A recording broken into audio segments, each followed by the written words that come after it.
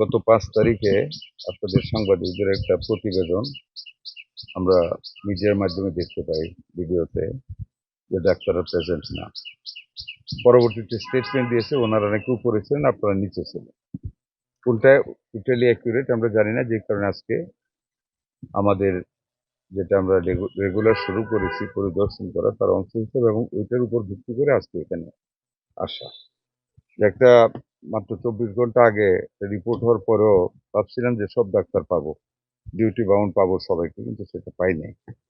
এই হাসপাতালে আপনার টোটাল 27টা পোস্ট আছে, কর্মরত আছেন পোস্টেড ডাক্তার আছে 21 জন, তার মধ্যে আমরা প্রেজেন্ট পেয়েছি 8 জন, আর আপনার 4 জন আছে কয়জন, 5 জন ছুটি, ডেপুটেশন, তারপর অফ ডে মিলে 4 জন বাদ দিলে আমাদের থাকে কয়জন। নগদ নিয়ে এলো হার না মানা হার অফার। সর্বনিম্ন 10,000 টাকা রেমিটেন্স নগদে পাঠালে থাকছে স্বর্ণের হার জেতার সুযোগ।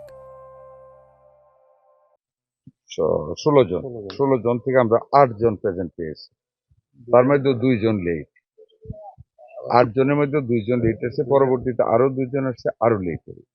This is the scenery. ধরেন লেটেরটা যদি আমরা অ্যাকসেপ্ট করেও নেই যে আচ্ছা আসছে, তারপরে আমাদের টোটাল প্রায় 7 জন,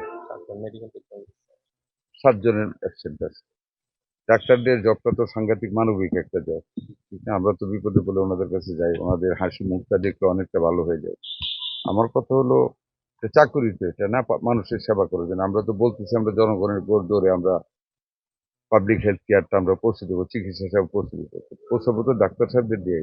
এই তো সিনারিও বললাম, এখন আমি যাই, আমি আমার উপর তো ক্ষমতা আছে না, সবার সাথে আলাপ করে নিয়ম অনুযায়ী যা করা যায় তাই করবো। পরে রেবিসটা আমরা গত 3-4 দিন আগে রাত্রে আপনারা নিশ্চয়ই দেখেছেন, আমরা রেবিসের একটা ওয়ার্ল্ড হেলথ অর্গানাইজেশনের একটা কন্ডিশনের কারণে টেন্ডার পথে দেরি হয়েছে।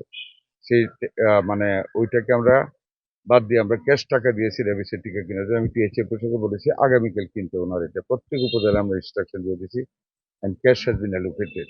ওনার রেবিসে অ্যান্টি রেবিস যেটা একটা মাত্র ইন্ডাস্ট্রি মানে তৈরি করে ইনসেপ্টটা, ওনাদেরকেও বলেছি, তারাও বলেছে তারা রেগুলার সাপ্লাই দিয়ে যাবে এবং ক্যাশ টাকা দিয়েছে সারা বাংলাদেশে। এখন অ্যান্টি রেবিস টিকার কোনো অসুবিধা হবে না ইনশাল্লাহ।